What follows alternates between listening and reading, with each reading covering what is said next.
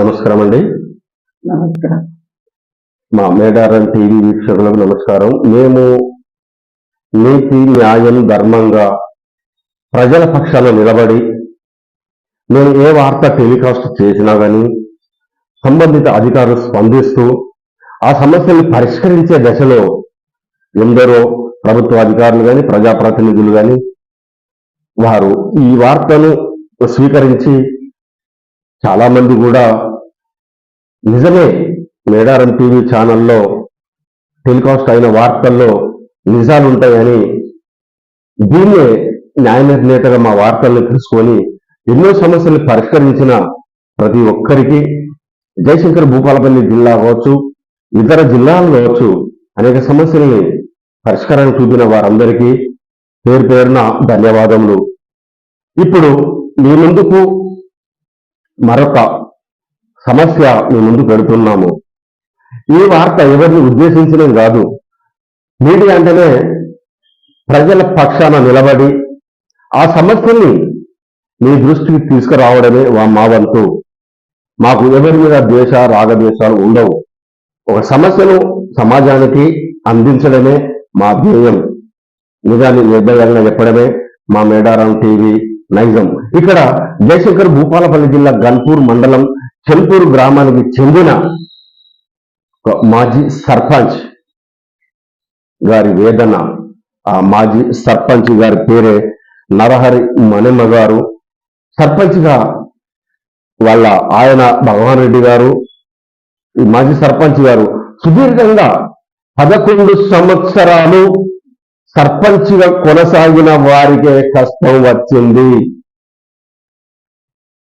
ప్రజల కోసం అహర్నిశలు సేవ చేసి గ్రామమే, గ్రామ అభివృద్ధి, గ్రామమే మా ముద్దు బిడ్డ, గ్రామమే మా తల్లిదండ్రులతో సమానం, గ్రామంలో ఉండే మా బిడ్డలందరూ మా బిడ్డలే అనుకుని గ్రామానికి ఒక ప్రథమ పౌరులుగా పనిచేసిన వారి కష్టాలు ఇప్పుడు ఎవరు తీర్చలేకపోతున్నారు. మాకు ప్రాణభయం ఉంది అంటూ పోలీస్ స్టేషన్ మెట్లు ఎక్కిన వారు ఇక్కడ మనమ్మ గారు, మాజీ సర్పంచ్ గారు ఉన్నారు. వారి బాధలు ఏమిటో జయశంకర్ భూపాలపల్లి జిల్లా అధికారులకు, రాజకీయ నాయకులకు తెలిసే కోసమే మా ప్రయత్నం. ఇప్పుడు సర్పంచ్ గారు, మాజీ సర్పంచ్ గారు ఉన్నారు. వారిని అడిగి అసలు ఏంటి మేడం, నమస్తే మేడం. మేడం, ఏమిటి మీ సమస్య ఏంటి? మీరు ప్రాణభయంతో ఉన్నట్టు పోలీస్ స్టేషన్ పోవడం, కలెక్టర్ గారిని కలవడము, మీరందరి ప్రజాప్రతినిధులను కలవడం, అసలు మీ సమస్య ఏంటి? అసలు ఏంటి సమస్య? పరిష్కారం ఏంటి? మీ కష్టం ఏంటి? మాది భూమి సమస్య. మాకు మా మామగారు పంచించిన భూమి, మాకు 50 సంవత్సరాల పట్ట, పాస్బుక్ అన్ని ఉన్నాయి. అయినా కానీ దౌర్జన్యంగా ఏ హక్కు లేని వ్యక్తులు మా భూమి మీదకి వచ్చి నన్ను చంపే ప్రయత్నం చేసుకుంటా సర్వే అని పిలిచి ఆ ఆఫీసర్ల ముందట కూడా మా డ్రైవర్ను కొట్టి, ఒక ఆర్ఐ గారు నువ్వేం చూపిస్తలేవు, నీకు భూమి లేదు, నీ పాస్బుక్ రద్దు చేస్తా అని ఎంఆర్ఓ గారు ఇట్లా వీళ్ళిద్దరు నన్ను బలి చేసుకుంటా, నానా బూతులు తిట్టించుకుంటా ఇట్లా చేస్తున్నారు. అందుకనే నేను మీ దగ్గరికి రాగలిగిన. అమ్మా, ఏంటి ఎన్ని సంవత్సరాలతో ఈ సమస్య జరుగుతుంది? మీ భూమి ఏంటి? మీ భూమికి సంబంధించిన ఆ సర్వే నెంబర్ ఏంటి? ఎక్కడ ఉంటుంది ఒకసారి చెప్పండి. మా సర్వే నంబరు ఉన్నది 899. మాకు 1 ఎకరం 1 గుంట ఉన్నది. అది అప్పుడు అన్నలను ఇంటి మీద తీసుకొచ్చి భయభక్తులకు గురి చేసి మాకు అప్పుడు ఆ భూమి వేరే వ్యక్తి దగ్గర కాగితం రాపించుకొని నా పేరు మీద పట్ట ఉన్నా కూడా మా వారికి తుపాకీ పెట్టి కాగితం రాసి సంతకం పెట్టించుకుని. తుపాకీ పెట్టింది? గన్రతు సురేందరు, తోట కుమారు, గన్రతు రామన్న, గన్రతు రాజయ్య, వీళ్ళందరూ, గన్రతు రవీందర్, వీళ్ళందరూ.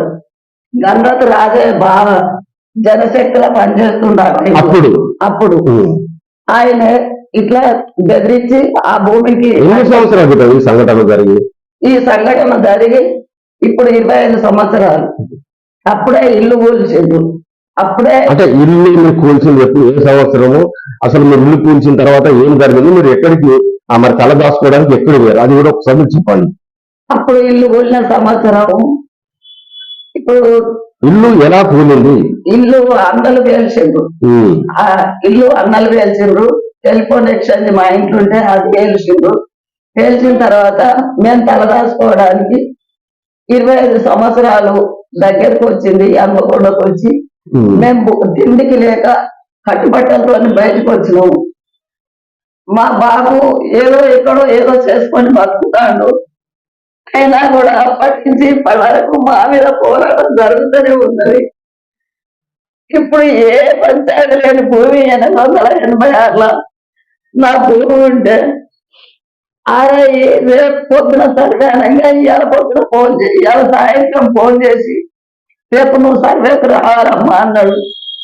అంటే నేను నాకు ఆరోగ్యం బాగాలేదు, మా వారు చచ్చిపోయి 4 ఏళ్ళు కాలేదు, నాకు ఎలాంటి సంబంధం లేదు, ఎందుకు ఇస్తాను అని అంటే నువ్వు లేకపోతే నీకు భూమి లేదమ్మా అన్నాడు. అయినా సరే నేను పండుగ లెక్క వస్తాను.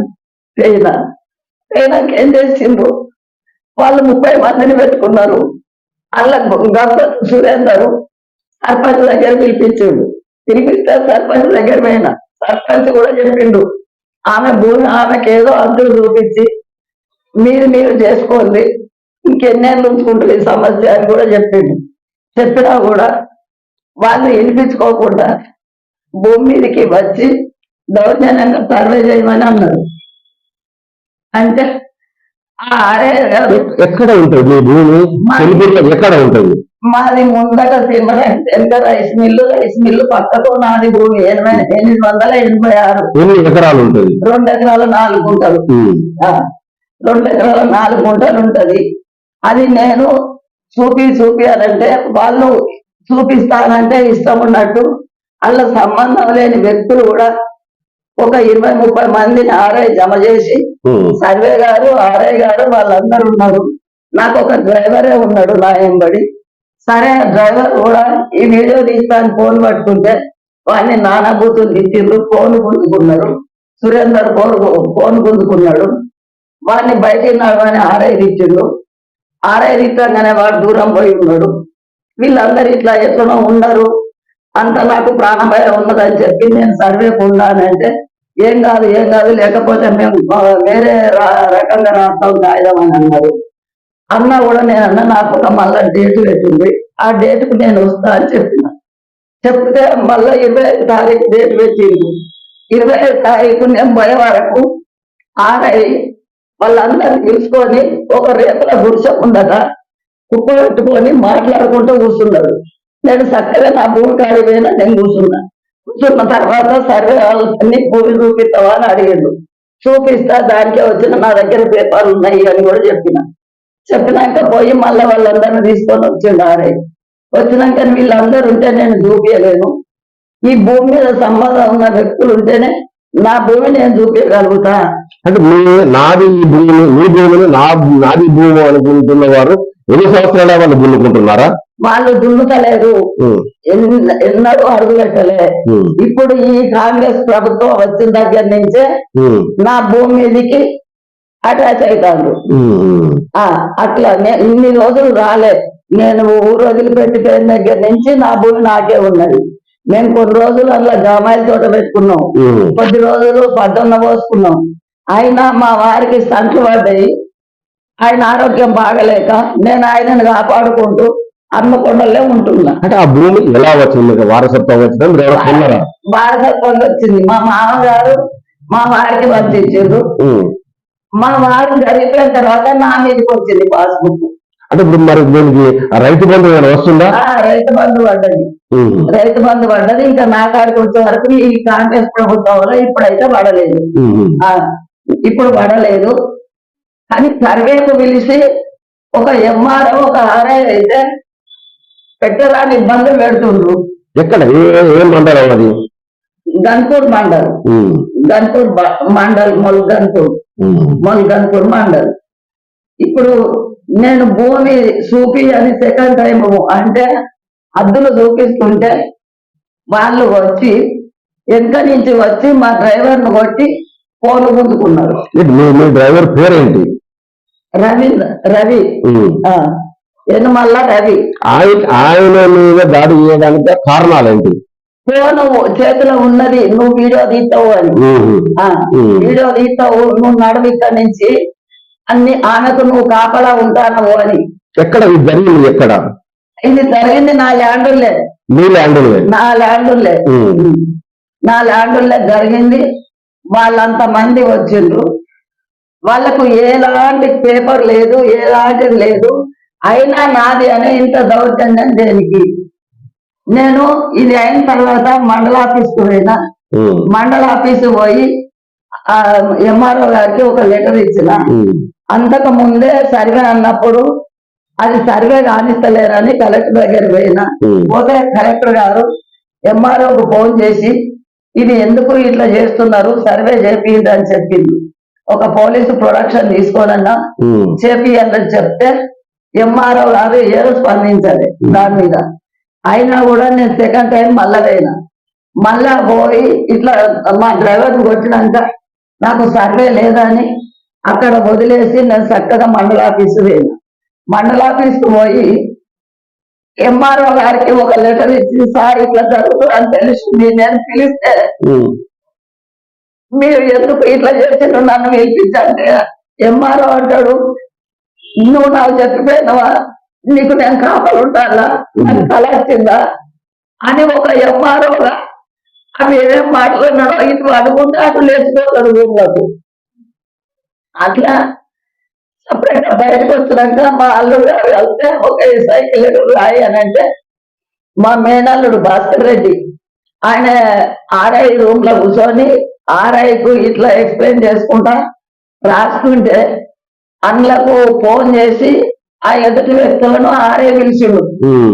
ఆర్ఐ పిలిచి అట్లా ఆడ దౌర్జన్యం చేసిండు. ఆడ దౌర్జన్యం చేస్తే ఒక ఆఫీసర్ రూమ్ లో ఇట్లా చేస్తారా అని అడిగితే అప్పుడు వాళ్ళని బయటికి పో అని అన్నారు. బయటికి పోన్నాక మేము పోలీస్ స్టేషన్ పోయి అది కంప్లైంట్ ఇద్దామని పోతుంటే బయటకు వచ్చినాక ఆఫీసు ముందట కార్లో కూర్చున్న మా మేనల్లుని ఎవరైతే ఉన్నారో తోట కుమారు, సురేందర్, తోట వాళ్ళందరూ గుంపు ఒక 10 మంది కారు మీద పడి మా అల్లుని కార్లో కూర్చున్నాన్ని గుంజి తన్ని ముద్దుడి కలిపి ఇవన్నీ చేస్తే నేను అడ్డం పోతే నేను ఆఫీస్ ముందట అడ్డం. ఎప్పుడు జరిగింది? సాయంత్రం 5 గంటలకు. అంటే ఎప్పుడు? ఇప్పుడు జనవరిలో, ఇప్పుడు ఫిబ్రవరి, అంటే ఎప్పుడు? ఈ నెల 25 జనవరి 25. జనవరి 25 తారీఖు మీ అల్లు దాడి జరిగింది.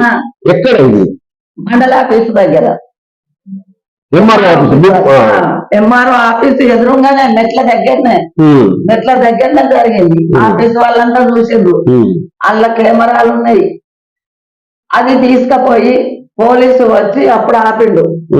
అప్పుడు ఆపినాక మేము పోలీస్ స్టేషన్ పోయి కంప్లైంట్ ఇస్తే ఎస్ఐ ఎలాంటి స్పందన లేదు. ఇప్పటి వరకు కూడా మాకు ఎలాంటిది రాలేదు. నువ్వు రామ్మా ఇట్లా అది ఇదని. నేను 4 days తర్వాత పోయి ఏం సార్ నేను పిటిషన్ ఇచ్చినట్టు కూడా నాకు ఒక పేపర్ ఇవ్వలేదు, ఏది లేదు అని అంటే ఎస్ఐ అంటాడు వాళ్ళని పిలిచి వాళ్ళ పేపర్లు తెచ్చి చూసినాక నీకు అప్పుడు చెప్తా పోమ్మా అని ఎస్ఐ కూడా ఇట్లా అని నన్ను పంపించి వాళ్ళకి 9 రోజులు అయినా కూడా నాకు ఇలాంటి వరకు ఏ ఫోన్ లేదు, ఏ మాట లేదు. అంటే మీరు ఇప్పుడు మరి సరే, ఇప్పుడు ఆ భూమిలో మీరు ఏమైనా వ్యవసాయం చేస్తున్నారా? వ్యవసాయం చేస్తలేము. మా వారు మంచిగా లేని దగ్గర నుంచి వ్యవసాయము అంతా పక్కకు రైస్ మిల్ ఉన్నది, అదంతా దుబ్బకొట్టు. అది మెయిన్ ఇండ్లకే పోతుంది, చుట్టూ ఇండ్లు అయినాయి. ఇక మొత్తం ఇట్లా నాలాకు కట్టుకొని మార్చుకుందాము అని చెప్పి నేను పోయినా. నాలా కన్వెన్షన్ గురించి రాత్రి 9:50కి నేను స్లాట్ బుక్ చేసుకున్నా. తెల్లారి పొద్దున్న 10 గంటలకు పోయినా. 11 గంటలకు ఆఫీస్కి పోతే ఇది చూసి ఎంఆర్ఓ అంటాడు ఇది నేను చెయ్య అంటాడు. ఎందుకు చెయ్యవు అని అడిగితే లేదమ్మా దీని మీద ఒకటి కంప్లైంట్ వచ్చింది అని అన్నాడు. దాన్ని ఏంటిదో కంప్లైంట్ నాకు ఇయ్యింది సారు అని అంటే ఎప్పుడో మా మామగారు పేరు మీద లేనప్పటి నంబర్ ఇచ్చిండు, కానీ ఎలాంటి మా రిపోర్ట్ అయితే ఇవ్వలేదు నాకు.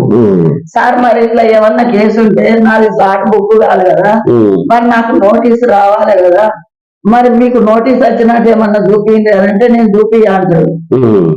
చూపియాలన్నాక ఎందుకు చూపించారు సార్ అని నేను లాయర్ని తెలుసుకున్నా. లాయర్ అడిగినా కూడా అదే సమాధానం చెప్తాడు, నేను లెటర్ రాసి నేను దీని బలంగా ఇట్లా చేస్తలేను అని ఒక లెటర్ రాసి అని అడిగితే నేను రాసి అని అంటాడు. సరే అని ఆ నుంచి కలెక్టర్ దగ్గర పోయినాం. కలెక్టర్ దగ్గరికి పోతే కలెక్టర్ గారు కూడా నువ్వు ఎందుకు దున్నుతలేవమ్మా, నువ్వు దున్నుతేనే నీది భూమి, నువ్వు దున్నకపోతే కాదు, మా ఆయన తహసీల్దార్ మీద ఒత్తిడి వస్తుంది, పాస్బుక్ క్యాన్సల్ చేయమని ఒత్తిడి వస్తుంది అని అన్నాడు. అంటే నేనన్నా కదా మాకు చేత కాదు సారు, మేము వ్యవసాయం చేసుకుంటలేము, మేము చాలా సంవత్సరాలు అంటే నువ్వు కౌలుకి ఇచ్చుకోవచ్చు కదా, నీకు పైసలు వస్తాయి కదా అంటాడు. అంటే కాదు సార్ ఆడ వాటర్ ఉన్నాయి, నేను కొన్ని రోజులు చేసుకున్నా, నేను వ్యవసాయం అంటే నో నో నో ఇక్కడ డిస్కషన్ చేయకు, టైం వేస్ట్ అంటాడు. టైం వేస్ట్ అని అంటే మరి మీరు పాస్బుక్ క్యాన్సల్ చేస్తారా సార్ అని అంటే ఆమె కాదు క్యాన్సల్, నువ్వు ఒకసారి పత్తి పెట్టుకొని నాది అని అప్పుడు రా, నీకు నాలా కన్వర్షన్ చేస్తా అన్నాడు. అంటే అది చుట్టూ ఇల్లు ఉండగా ఆ ఏరియాలో ఎవ్వరు కానీ ఒక్కరు దున్ని పంట తీసింది లేదు. అది నాలాకు పెట్టుకుంటే ఇగో వీళ్ళందరూ ఇట్లా కుమ్మక్కాయి నన్ను ఇంత ఇబ్బందుల పాలు పెడతాను. నీ భూమి మా భూమి అనే వాళ్ళ దగ్గర ఏమైనా పాస్ పుస్తకాలు కానీ ఏమైనా ఎవిడెన్స్ ఉన్నాయా? ఎలాంటివి ఉన్నా తెచ్చుకోమని చెప్పిన ఎంఆర్ఓ గారికి, వాళ్ళు ఎలాంటి పాస్బుక్ కానీ పేపర్ కానీ ఏది ఉంది తెచ్చుకొని చూపిస్తే నేను రాను సార్ అని కూడా చెప్పిన. ఎలాంటిది లేకుండా కూడా ఎంఆర్ఓ మాట నువ్వు పంచాయతీ కూర్చుంటేంది, నువ్వు ఒక పరిష్కారం చేసుకుంటేంది, నీకు పంచాయతీ పెట్టుకుందామని ఉన్నదా, నీకు సాల్వ్ చేసుకోవా, ఇగో ఇట్లా బెదిరింపులకు గురి చేస్తాడు ఎంఆర్ఓ. ఎక్కడ ఎంఆర్ఓ? గణపురం ఎంఆర్ఓ. అంటే ఎప్పుడు కలిసావు ఇప్పుడు ఈ మధ్యలో 25 తారీఖు కలిసిన నాలా కన్వర్షన్ చేసుకున్నది వాటికి ప్లాట్ చేసుకున్నా. అది కూడా 4 days కింద 4 days కింద అంటే ఏం డేట్ అవుతుంది 30 తారీఖు జనవరి 30 తారీఖు. ఏంటి ఇప్పుడు మరి దీనిగా మీరు మీకు ఎలాంటి న్యాయం జరగాలి, మరి ఎవరిని అప్రోచ్ అవ్వాలనుకుంటున్నారు? నాకు నాది నాలా చేస్తే సరిపోతుంది, లేకపోతే నేను సీఎం దగ్గర దాకా పోతా, నేను ప్రతి మంత్రిని కలుతా, నేను ఎవరి అక్కడికి కూడా పోతా, ఎక్కడికైనా పోగలుగుతా, మా పేపర్లు కరెక్ట్ నాకున్నాయి, నేను ఎంతవరకైనా కానీ పోగలుగుతా, నా భూమి నేను చేసుకోగలుగుతా. ఏం చెప్తున్నా మరి చివరిగా మీరు జిల్లా యంత్రాంగం కావచ్చు, రాజకీయ నాయకులు కావచ్చు, వాళ్ళకి ఏం చెప్పాల్సుకున్నారు, మీరు ఏం రిక్వెస్ట్ చేస్తున్నారు వాళ్ళను నా భూమి నాకు చేయండి, నాలా చెప్పింది, నా భూమి మీదకి వాళ్ళకు రాకుండా చేయండి అని కోరుకుంటా. ఇది తన భూమి వారసత్వం వచ్చిన భూమి కైనే ఈ భూమి మాది అంటూ ఇలాంటి ఆధారాలు లేకుండా వచ్చి రాజకీయ ఒత్తిడి కావచ్చు, ప్రభుత్వ అధికారుల ఒత్తిడి కావచ్చు, వీళ్ళకి స్థానికంగా చెల్పూరు గ్రామంలో ఉండడం లేదు అనేది ఒక వీక్ పాయింట్. అంటే చెల్పూరులో ఉంటే మాత్రం వాళ్ళు ఏదో వ్యవసాయం చేస్తూ, కానీ గతంలోకి మనం ఒక్కసారి చూసినట్టయితే సర్పంచ్ గా పనిచేశారు. వీళ్ళ సార్ కూడా భగవాన్ రెడ్డి కూడా సర్పంచ్ గా చేయడం జరిగింది. ఆ తరుణంలోనే గతంలో మావోయిస్టులు నక్సలైట్లు ఉన్న ప్రాంత ప్రభావం వల్ల అప్పుడు వాళ్ళ ఇల్లును కూడా కూల్చేయడం జరిగింది. వాళ్ళ ఇంటిలో ఉన్న ఒక ఎక్సైజ్ దాన్ని కూడా వాళ్ళు దగ్ధం చేయడం జరిగింది. అంటే అప్పుడు వాళ్ళు అక్కడి నుంచి భయపడి నక్సలైట్లు పేల్చి వేశారు కదా, భయపడి వాళ్ళు అన్న కూడా తలదాచుకొని కిందికి లేని పరిస్థితుల్లో కూడా ఇక ఇంటి ఇళ్ళ కిరాయికి ఉండి వాళ్ళు బ్రతికి జీవుడాంటూ ఉన్న క్రమంలో కూడా మళ్ళీ గ్రామ ప్రజలు కూడా మేడంను పిలుచుకొని మళ్ళీ తదుపరి కూడా మీరు సర్పంచ్గా నిలబడాలని అమ్మ కూడా ఉంటున్న రెంట్ ఉంటున్న ఇంట్లో వచ్చి కూడా మీరు సర్పంచ్ నిలబడాలి, మీకు అపారమైన అనుభవం ఉంది, మీకు మంచి పేరు ఉందని గ్రామ ప్రజలు తీసుకుంటే మళ్ళీ సర్పంచ్ కూడా మేడం గెలిపించడం జరిగింది. అంటే ఇంత మంచి గొప్ప కుటుంబం, సాంప్రదాయ కుటుంబం, ప్రజల కోసం ఆహరించిన కుటుంబం, వీళ్ళు కష్టపడ్డ వాళ్ళకే ఈ రోజు ఇంత కష్టం వచ్చింది. కానీ యాక్చువల్గా వాళ్ళ భూమి ఉంది, భూమిని వదిలిపెట్టారు, ఇల్లు లేదు కాబట్టి వెళ్ళొచ్చారు. కానీ ఇప్పుడు రాజకీయంగా ఇప్పుడు కాంగ్రెస్ ప్రభుత్వం వచ్చిన తర్వాతనే మా మీద ఈ రకంగా ఒత్తిడి జరుగుతుంది అని మాజీ సర్పంచ్ గారు ఆరోపిస్తున్నారు. దీనిపై మేము అయితే సీఎం గారిని కూడా కలుస్తాం. మళ్ళీ లేకపోతే ఇంకా ఇతరత్ర న్యాయం చేసే స్వచ్ఛంద సంస్థలకు కూడా మేము వెళ్తాము. స్వచ్ఛంద సంస్థలు కూడా మేము ఫిర్యాదు చేస్తాము. ఖచ్చితంగా మాకు న్యాయం జరిగేంత వరకు మాత్రం మాకు వచ్చేంత వరకు కూడా మాకు నాన్న కన్వెన్షన్ ఇవ్వాల్సిందే, లేకపోతే మాత్రం మేము కోర్టుకు వెళ్తాము. మేము ఏం చేయాలో అది చేస్తాము. ఖచ్చితంగా మేము ఊపిన ప్రసక్తి లేదని అపార రాజకీయ అనుభవం కలిగిన మాజీ సర్పంచ్ గారు చెప్తున్నారు. దీనిపై జిల్లా యంత్రాంగం కానీ, రాజకీయ నాయకులు కానీ, గ్రామ ప్రజలు కానీ, ఇది మీడియా సంస్థలు కూడా ఒక వీరికి న్యాయం, వారి భూమి వారినే అంతే అంటున్నాం. కాబట్టి ఆ పనులను దృష్టి సారించి సమస్యను పరిష్కరించే కోసం కృషి చేయాలని కోరుతున్నాము. ధన్యవాదాలు. మా మేడారం టీవీ ఈ వార్తలు వీక్షించిన వారికి. ఈ వార్త మీకు నచ్చితే షేర్ చేయండి, కామెంట్ చేయండి. మాజీ సర్పంచ్ గారికి న్యాయం జరిగేంత వరకు కూడా మీరంటూ పాత్ర కూడా ఉండాలని ఈ సందర్భంగా మా మేడారం టీవీ తరఫున మిమ్మల్ని రిక్వెస్ట్ చేస్తున్నాం. నమస్తే.